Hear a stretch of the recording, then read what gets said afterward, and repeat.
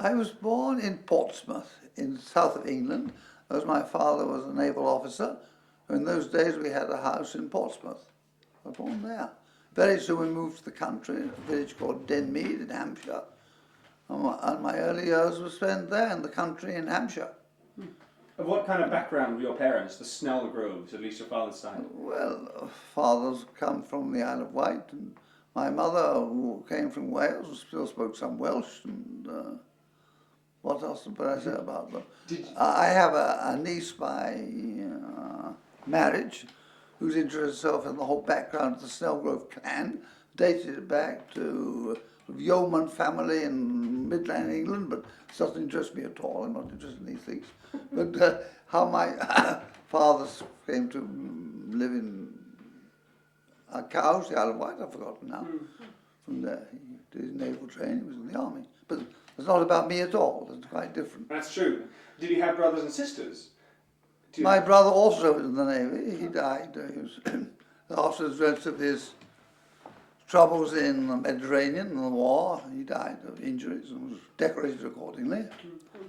In what year were you born, if I may be indiscreet? 1920, which makes me now 84. I went to local school to begin with, then I got a scholarship to Christ Hospital in Horsham, a famous school which Americans always laugh at the name, Christ Hospital. But I think the British will still look it up in the Encyclopedia Britannica. It's one of the famous ancient schools. This one established by James VI. James VI wasn't the son of Edward VIII, correct? Have I got the right name? I think you know better than I. Right, there we are. That's been going all this time in London. It's been moved to the countryside in Horsham. So again, I spent these years in Horsham. A good experience, a good education? Excellent, I suppose. And then a scholarship to Cambridge, I think? Or... No. Then I moved from there temporarily to an uncertain period then, because the war was threatened in 1938, terrible. I had plans to go to Munich, and they collapsed, of course. And I went temporarily. I went to the Southampton University near my home. I was studying then French and German, preparing for but we would have got me a London degree then. Then the war came along and I entered the army. But all this is written up in my book. Can't they read my book instead of asking me? People don't read these days anymore. They have to read. They have to read. Why should I tell the stories again? Not enough. Then I passed into the army, fine enough. Yes.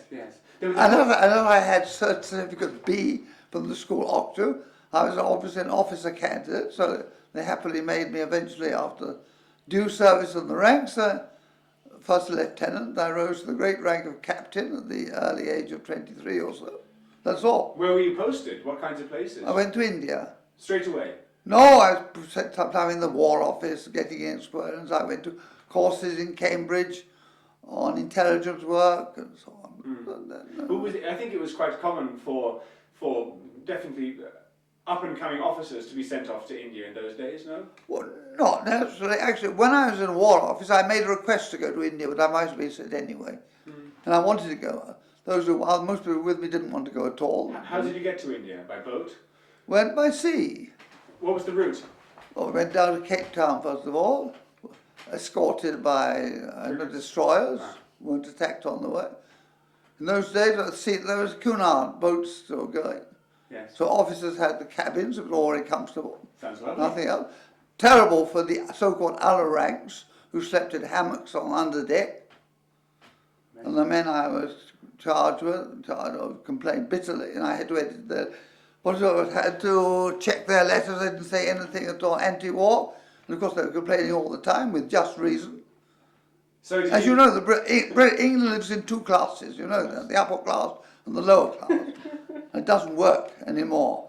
I hope people know that now. I think they're given up hunting now, I believe. Well, just last week, you're quite right, yes. Although the hunters stormed the Parliament, as you know. We said that. He told me that. Yes, amazing. How long was the journey from it was about I forget. I can look it all up. It took about 3 weeks, maybe, by sea to get to Cape Town, so zigzag. Then we spent 6 weeks there, climbing. What's it called? Cape Mountain. What's it called there? Good. 6 weeks there, and then taught another boat from Durban to Bombay. And landing in Bombay. In Bombay. In what year? Do you remember still? 43, I know very well. Amazing. I was in charge of an armoured group who had no officer. They were excellent fellows. What were they called? Recce, armoured recce. I promptly Reconnaissance. reconnaissance company, Yeah. driving Land Rover, driving small, what do you call them? Forget them now.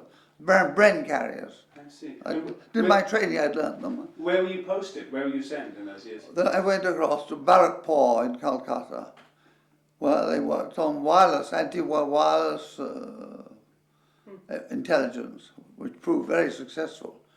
On the Western Wall, at least, probably not so successful in the East. There I first heard of the names Phnom Penh, of course, it was then around the occupation of the Chinese, of the Japanese. The Japanese.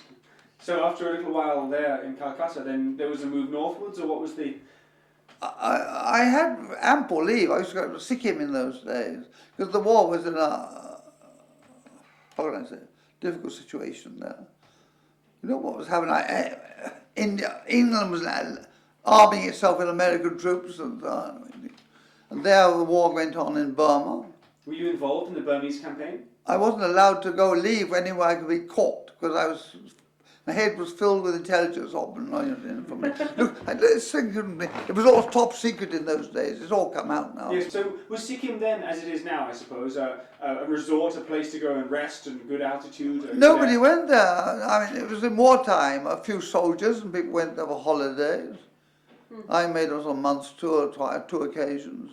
Through Darjeeling and Kalimpong and then up to Gangtok? Right up to the north of Sikkim. So it's all in my book. They have a map of the route. Yes. So, you're going off track now. It's too detailed these days.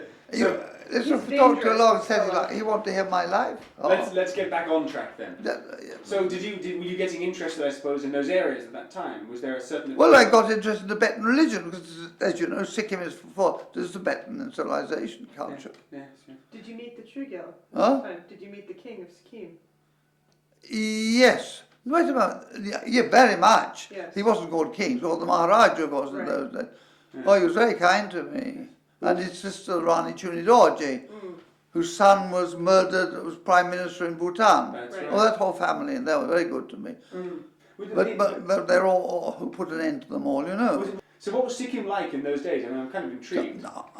It's just a simple Himalayan country, but more advanced than Dolpo, thanks to British neighbourhood, British being nearby. But so after your tour in Sikkim, then the end Well, I of the war... continued on my military service until right at the end. At the end, I was going attached to an American unit. We were going to the Cocos Islands, I remember. But then the bombs were dropped and it all ended. Oh, I saw a lot of Americans. Oh, he knows a lot.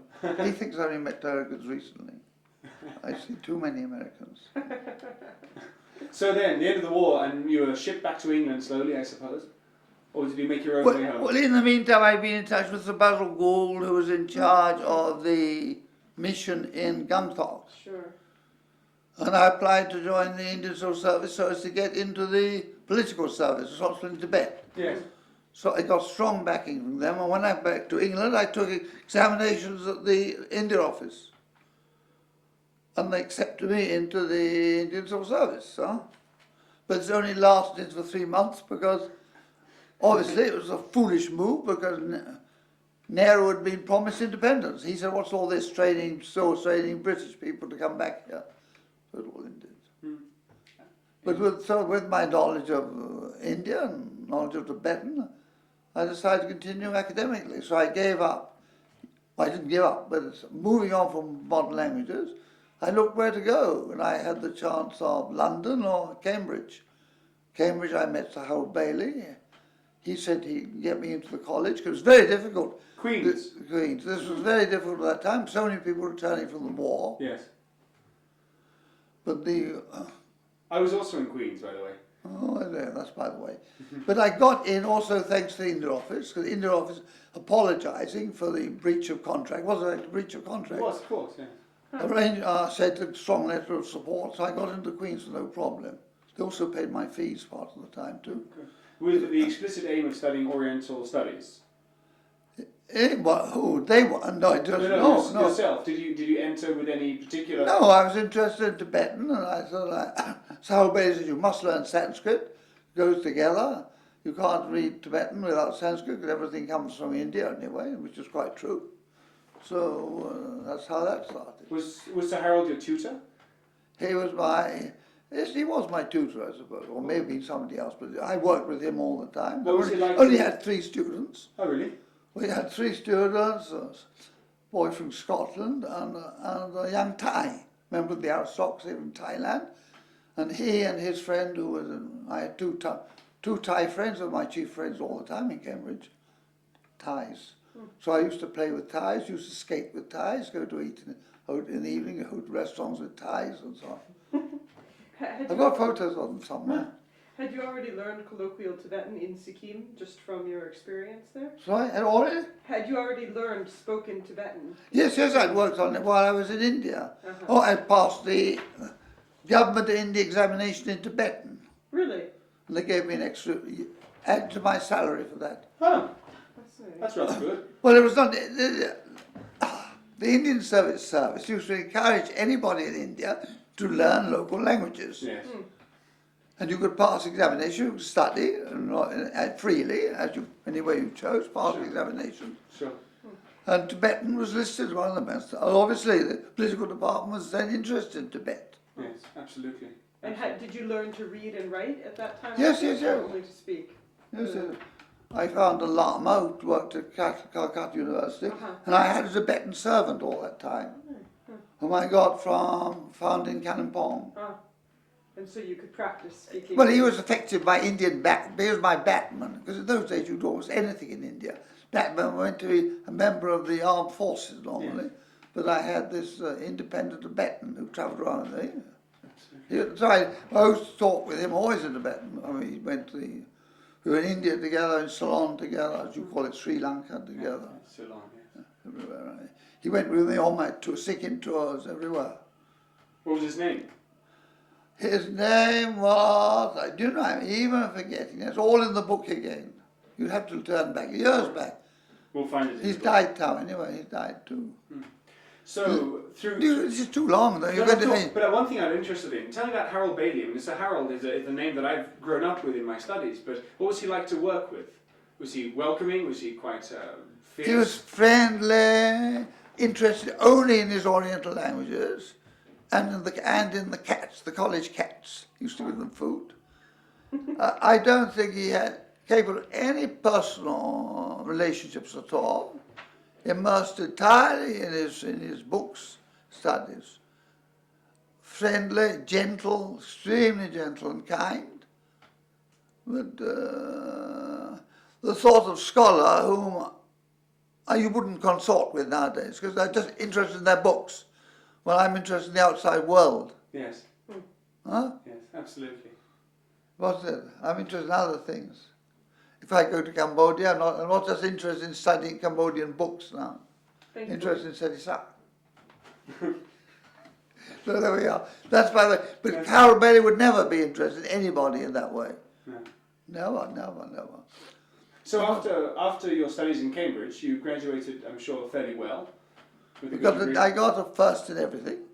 That's not On the bad. tripods. I was offered immediately a post in London thanks to Macmillan. Was Harold Macmillan? Yeah. Who started, what was it? He'd made a recommendation to the government that should be a great increase in funds for Oriental studies. That's right. And thanks to him, a post in Tibetan was established in London. At SOAS. Well, it had to be because the Oriental languages were there. So Nothing there was no post in Tibetan before that? Nothing, no. No. And you held that position then? I held that. It was established with the rank of a readership, but they gave it to me. Eventually it became a personal professorship. And what year did you start in London? Huh? What year did you start your readership in London? First I went, it must have been 1950, but first I went to Rome, to Tucci, Giuseppe Tucci. He was the great authority on Tibetan literature in those And did days. you He read study- Sanskrit and Chinese perfectly well. Did you study with him? Or Yes, was it a yes, person? I was a private student with him for a year, and then frequently went back to see him. So you And I'm still a member of his institute in Rome. Changed his name. No. He's founded the Instituto del Medio Estremo Oriente. Yes. Now they've added Africa to it to bring out to date. So were there also a number of students who were studying with you already in SOAS quite early on? Was there a growing interest in Tibet and Turkey? Oh, 3 or 4. Not many to start. There never were many, no. Who were your first students? Do you remember? By name, I can't remember. Hayes was one. The name. Sometimes I only remember the later ones in the 70s when they're doing PhDs and becoming really serious students. The early ones just wanted to learn some Tibetan, I suppose. Sure. Partly anthropological studies, maybe. But who of your students did go on to become serious scholars in their own right? And, Well, there's Bertolo Bue, I believe you know. Yes. Ricardo Canzio, who's head of the Department of Music in Taipei, constantly in contact with him. There's Tadeusz Grupski, who's in London now. They all did PhDs with me. At a certain point, you travelled to Nepal for the first time in 52, 53 perhaps? No, 50, I forget. What was it? 53 to 4. So, And why Nepal rather than straight back to Sikkim or Darjeeling or perhaps somewhere else? well, often large parts of the northern part of Nepal are Tibetan, they were then at least, Tibetan in religion and culture. Still are. Yes. So I was interested in reading them. And Tucci had gone, I think, just a year or two earlier. Perhaps you were even He'd been earlier. up to Mustang, Right. but he'd done extensive travels in western Tibet. That's I right. wanted to go there, impossible to get in with the Indians there. It was sort of second best. I see. Indians were very difficult. After independence, they were very friendly in India, but to get into anywhere in Tibet, anyway, they were soon at war with the Chinese. Impossible. Absolutely. Impossible. Who else was in Nepal working at that time when you went in the early 50s? Oh, I've forgotten. Did you Doesn't meet, matter. Did you meet Führer Heimendorf then? I knew him in London, of course. Didn't have to meet him there. He was the professor of anthropology in He'd London. already established the department, I think, in Asian anthropology. He was the That's chair. right. He was. I knew him already. Didn't have to go to Nepal for him. Yeah. My main interest in Nepal was Pasang, my permanent assistant all the time. Pasang Kambache, Right. whom I met there. All my journeys in Nepal were in his company. So he's my chief memory of Nepal. Since he died, I've no interest in going back there. Right. Where did you travel in Nepal? What kinds of places? Obviously, Dolpo, we know, the books there. Did you travel to the The east? first time we went to Solukhumbu with him, as he'd studied in Solukhumbu, he knew everybody. And he also, of course, studied in Lashidunpo. Because in those days, before this break between India, when the British was in India, it was possible for people there to travel in Tibet. Yes. No trouble. As a boy, he'd gone to Lashidunpo, because you could move freely across that frontier. Yes. There's no such thing as a closed Tibet in those days. Were you in Nepal during the conquest of Everest? I was, yes. Yes, I suppose I was. Did you meet that expedition, Hillary and Tenzin? I've met them then or then since then. I don't know. Yeah. So, and where did you stay in Nepal in the 50s? In the Royal Hotel, or was there a... No, you always used to take a house. I'd rent a house most of the time. If I was staying in the time, I'd rent a house. Easily done. Yes. Much transport in Kathmandu in those days? A few bicycles, one car perhaps? First time I went was we came in over the hills. There was no other way in 53. The ropeway was the way they carried things in. You walked that in? You walked in? Walked in that way. From the Then border of India? after that, used aeroplanes. Oh, it's after that. Later on, I drove in and out with a Land Rover. Later on, you drive in and out. Yes. Just as later I was supposed to drive into Bhutan with a Land Rover. How did Nepal in 53 compare to what you'd experienced of Sikkim and northern India a decade earlier?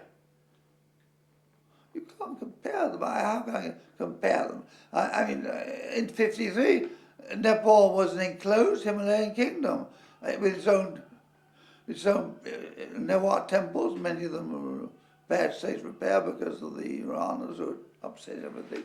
But they were quite a distinct culture of its own. Large stocks of Sanskrit manuscripts in the libraries, nothing in India at all comparable or destroyed. So how can you compare them? I mean, it was a cultural centre of primary importance. So it must have been terribly exciting to arrive in a place which was fairly academically unknown to the Western world. That's right, And were you free to travel at your leisure and at your will in Nepal, or were there restrictions on your movements? We had to get permission there in those days from the Ministry of External Affairs. But the British Embassy was very helpful then. Yes. That's how we got permission to go and make the journey right through the frontier areas around. No problem for them.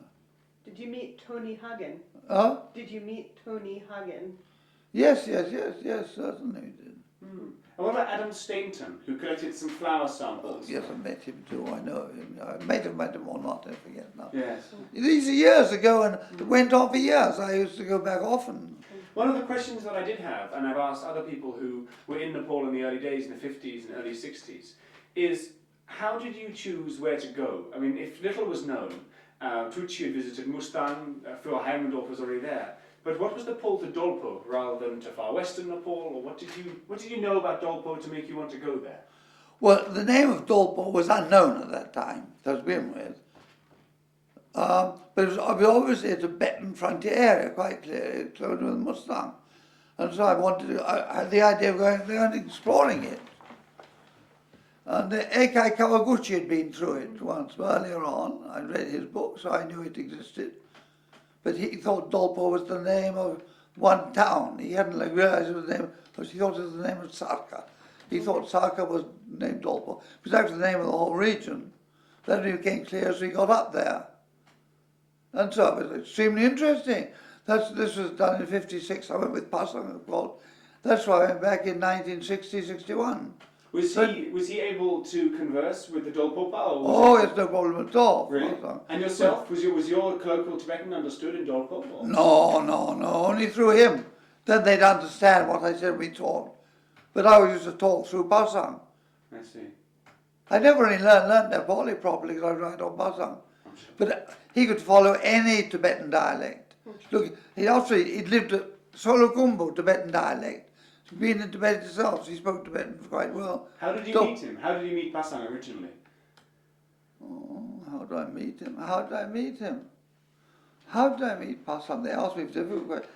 How did I meet Pasang? How did I meet Pasang? Oh, very well indeed. We met in Kalimpong. He was then disciple of a Cambodian Lama, Mongolian Lama, name I forget. And I'd had trouble with my Tibetan servant in Kalimpong. He wasn't even Tibetan. He was a Christian servant I brought up from India with me. And I wanted to find, as I had during the war, to find a Tibetan servant who speaks Tibetan all the time, or Tibetan assistant. And I was mentioning this to, his photos in my book anyway, of that meeting, Mongolian Lama, I forget his name though. And when I saw me once, he said, look, I can find someone for you. He's coming to have lunch with me today. Stay for lunch, we'll eat momo, and you'll meet him. And so Pasang duly appeared. He said, look, he's a Sherpa, but he's been in Tibet, speaks Tibetan. And don't ever trust Tibetans, he said to me. He's been to Tibet quite a lot. That was the first good advice I had, anyway, from him. He said, you'll find yourself much better with the Sherpa who knows Tibet. So Pasang came with me straight away. Lived in my house. Then I was renting a house, very nice house in Kalimpong. He took over straight away. Was Sprigg in Kalimpong at that time? He's still in London. So, but I'm also intrigued by Dolpo. How did you get to Dolpo in those days? Was there a plane from Kathmandu? Or No, he walked all the way. Did you walk through Pokhara or no need? We went up the Kaligandaki Valley. But how did you get from Kathmandu? Would you go down to the plains again and walk along and then up? No, you walk along through the mountains. I can show you the routes in my book anyway. It's in Himalayan Pilgrim, exactly the same. You don't go down to the plain, you walk along the mountains and then go up the valley, up the appropriate valley. Don't go down, were there go good up. Maps? Huh? Were there good maps already of Nepal in those days? Not very good, no. It had none of the proper place names on. That's why I rewrote them all in my Himalayan pilgrimage. Yes. Because anyway, they're all misspelt, but now because they've Nepalese them all. It's true, absolutely. But I was interested in the original Tibetan names. The toponyms which you collected on your travels. Yes, I've done them. You must have gotten ill a few times, I'm sure, in the mountains and remote locations. Must have got what? Gotten quite ill sometimes. Yes, sometimes. But did you carry medical kit You with have you? to or- go medical things. Also, for look where we met. Used to do our best to give them injections and whatever we had. What was the longest tour that you ever made continuously without returning back for supplies anywhere? 8 months. That was in 56 with Paslang. We did the whole tour right along, up one valley and down along all the Tibetan-speaking areas and down again. So, come on, do. Amazing. Don't ask me to ask all the names, they're all in the book. I I mean, won't ask to you the remember names. all the names of places, ridiculous, huh? Well, I was fortunate in spending long periods on what was then called research leave. Not so easy, not now easy at all. But in my early years in London, there was a regular allowance for research leave. This went on until well into the 60s. Thereafter, I got support from various institutions. Rockefeller Foundation one gave me some money, another one. 70s we had a lot from, I forget the name of it, all in my book again. Enough then to support my own assistants. That's right, those groups we spent a long time also in the Himalayas, also in Kashmir. But because the university didn't have money, thanks to Mrs. Thatcher and others, desperate university cuts, which still hold good. But during my period, life was much easier for me at that point of view. For your personal research was good. Nowadays, it must be very difficult for anybody who holds an academic work to write a book, to find time to write a book. Absolutely. It is. Yes. Lots They of- have to write articles all the time. Yes. So many useless articles come out because they have to write articles. Quite true. So writing books and others, it takes a long time. Were you asked to teach certain specific classes, or were you given a carte blanche really to teach? No, I had what you carte wanted? blanche in those days. Quite different now. Again, yes, very true. What were classes that you did teach over the years continually? Introduction to Tibetan Buddhism? No, I used to read Tibetan Sanskrit texts with people, with discussions all the time. In just the same way I learned Sanskrit at Cambridge. I mean, we read books and discussed the contents, made our way through the text. Not giving it. I never gave any general courses such as have to be given, except as public lectures. Yes. While I was there, I had an arrangement with the British Museum, and we used to put on a series of general lectures on Tibet. Now, then they're open to the public and students, of course.